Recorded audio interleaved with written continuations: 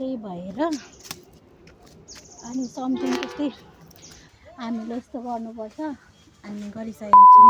त्यही भएर हजुरहरूलाई मेरो युट्युब च्यानलमा स्वागत छ। अनि मैले चाहिँ दिउँसोदेखि भिडियो बनाउनु सुरु गरेँ किनभने म चाहिँ भ्याइनँ। अनि त्यही भएर किनभने नानीलाई नुहाइदिनु पर्ने थियो अनि त्यही भएर अनि यतिखेर चाहिँ मेरो नानी सुतिसकेको छ। अनि अब खानासाना पनि खाइसकेको अनि मेरो नानी सुतिरहेको छ। अनि यतिखेर अब चारो दिनु जाँदैछु म चाहिँ सुँगुरलाई अघि भिजाइसकेको चिराको जस्तै। अनि अब दिनुपर्ने छ अनि दिइसकेर यति मेरो नानीको कपडा छ चुट्टो भाँडा छ गर्नुपर्ने छ। हेर्दै गर्नु ल साथीहरू।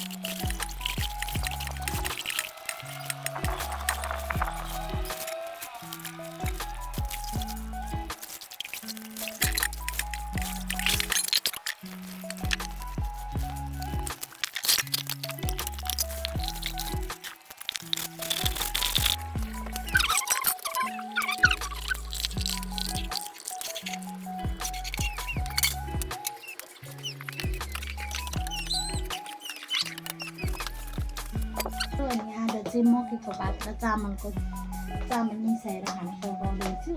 अनि यो चाहिँ यस्तो हुन्छ। अनि यो खाना पकाइसकेपछि अब सब्जी पकाउनु पर्ने छ। त्यही केरा काट्नु जाँदैछु अनि भोलि चाहिँ केरा बेच्नु पठाउनु पर्ने छ नि त। त्यही भएर अनि सम्झौँ त्यस्तै 3-4 घडी छ होला। अनि अब काटेर पकाउनु पर्ने छ। हाम्रोतिर चाहिँ केराको नि यसरी काटिदिएपछि नि छिटो बढ्छ क्या। बढ्छ भन्नाले नि बनेको होइन छिटो सिपिन्छ क्या यस्तो बुङ्गा काटिदियो भने। अनि यहाँ तलै घडी छ होला 3-4 घडी छ होला। अन्त चाहिँ बेच्नु पठाइदिनु पर्ने छ। यहाँनिर चाहिँ यहाँ माथि एक घडी रहेछ। अनि यो काट्नुपर्ने छ। अब हेर्नु है साथीहरू अप्ठ्यारोमा रहेछ। अप्ठ्यारोमा फलेको फल नचुजी खानु त्यो घडी खानु भनेर चाहिँ भन्छ। एक घडी काटिसकेको छु काटिसकेको छु 2 घडी भयो। अनि मेरो चाहिँ गनेर लानुपर्छ। सयको राख्नु साथी कुराहरू पनि छ यो चाहिँ गर्नु पऱ्यो। काट्नु राख्नु सजिलो हुन्छ लानु त्यही भएर अनि मेरो चाहिँ यस्तो यो फोहोरहरू यस्तो फोहोरहरू सफा पनि राख्नुपर्छ। सफा गऱ्यो भने मात्रै राम्रो केरा निस्किन्छ नि त छिटो लाग्दैन।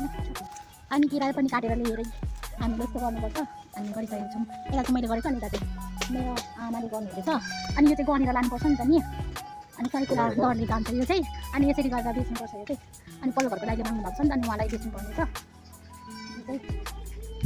हामी लगाइसकेको छु। अनि यो भाइ चाहिँ पर दाजुको घरमा लगिदिनुपर्छ नि त।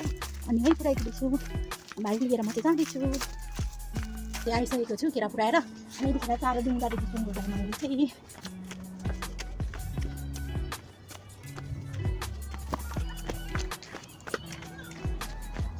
के गर्दै रात परिहाल्छ हौ साथीहरू। रात परिहाल्छ यता गर्दा रात परिहाल्छ हौ। यस्तै छ जिन्दगी मेरो त। सुँगुरलाई चारो दिएर पनि अनि अब सब्जी पकाउनु पर्ने छ साथीहरू। के गर्नु साथीहरू जति छिटो काम सक्छु भनौँ खोइ सकिँदैन। उठाएको गर्दा परिहाल्छ के गर्नु मेरो मात्रै यस्तो कि तपाईँहरूको पनि त्यस्तै हो।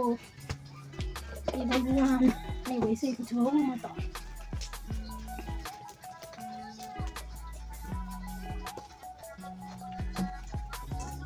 अनि आज चाहिँ मेरो सब्जी रहेको छ आलु अनि आलुदम साग रहेको छ साथीहरू। अनि म चाहिँ खानासाना खाएर अनि कोठामा आइसकेको छु। अनि मेरो दिनहरू चाहिँ यसरी नै बित्दैछ। अनि हजुरहरूलाई मेरो दिन चाहिँ कस्तो लाग्यो राम्रो लागेको छ भने लाइक कमेन्ट सेयर अनि सब्सक्राइब गर्नु न बाई।